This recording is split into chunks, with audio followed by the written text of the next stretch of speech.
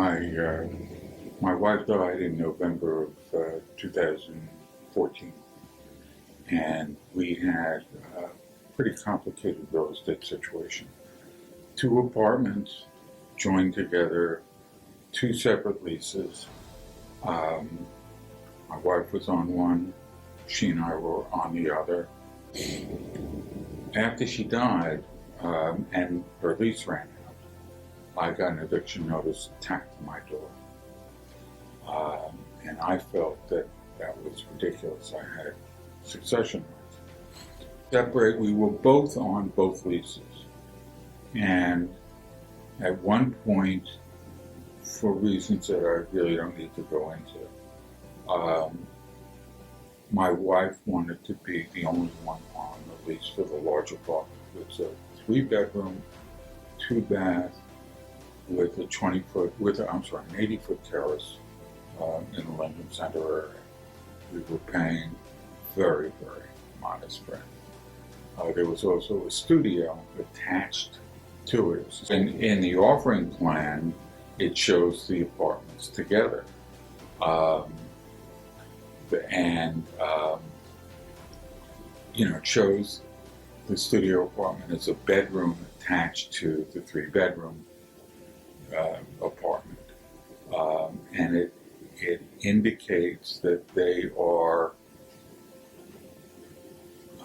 2 units, I forget the exact language, but it's for one residential use. And that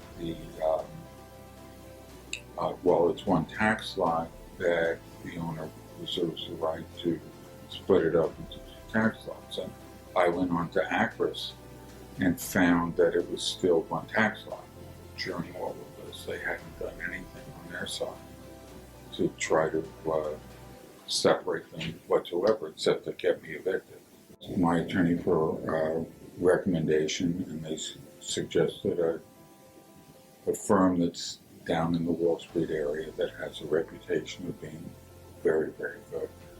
I went up and met with the people, gave them a retainer, and after a few days they said to me that I didn't have a case, and that what I was asking them was to dissemble, to basically lie. So we ended our relationship. I asked another attorney for a different recommendation, and I was referred to Adam Leighton Baron.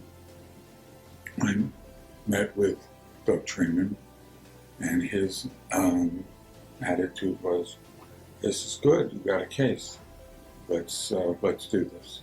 My first contact was with Doug Treman, and we talked about the case, went over all the elements of it, what the risks were, what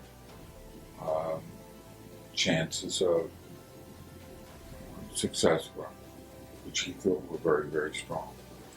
Doug oversaw the case, and he was the one who wrote the documents, the most important document, which was the request for summary judgment.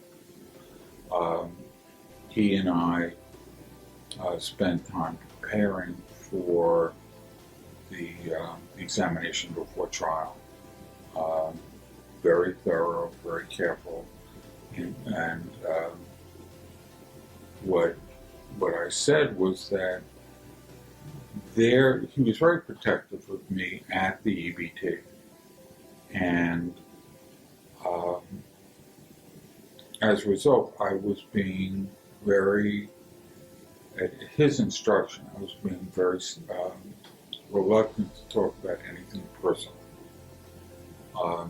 But he sensed, Massimo sensed, that at some point they were putting me in a position that made me seem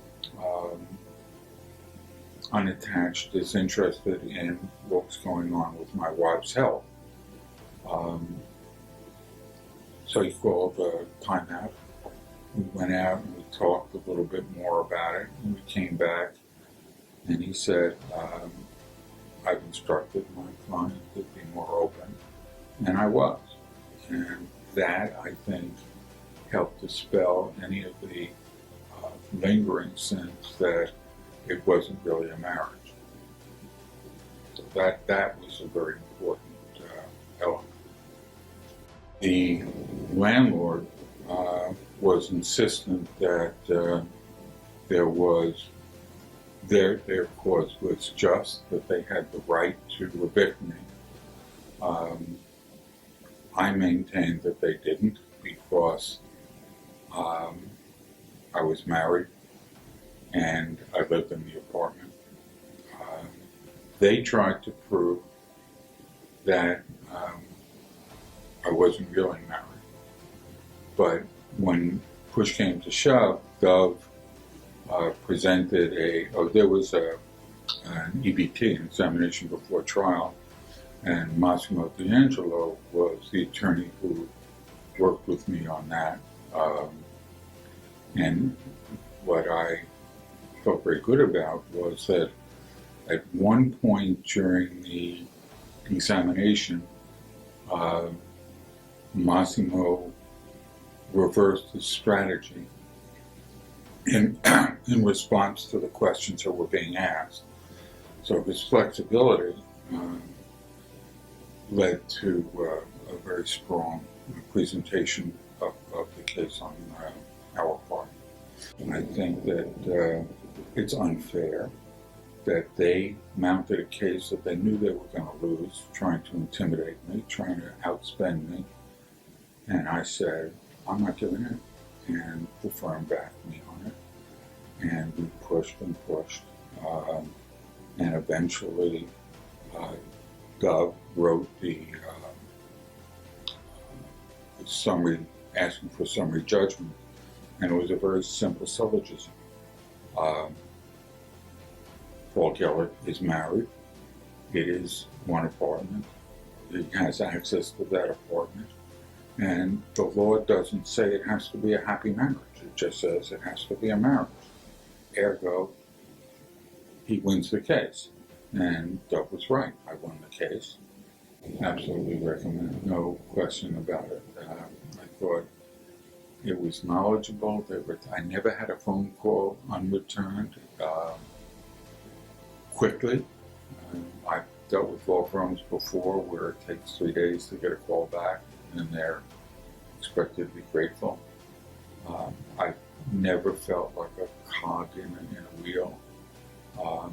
Nobody ever said to me, you don't know, we're the lawyers. They respected what I had to say, listened to my viewpoint, incorporated it in what they did. So I felt part of the team, which was very important.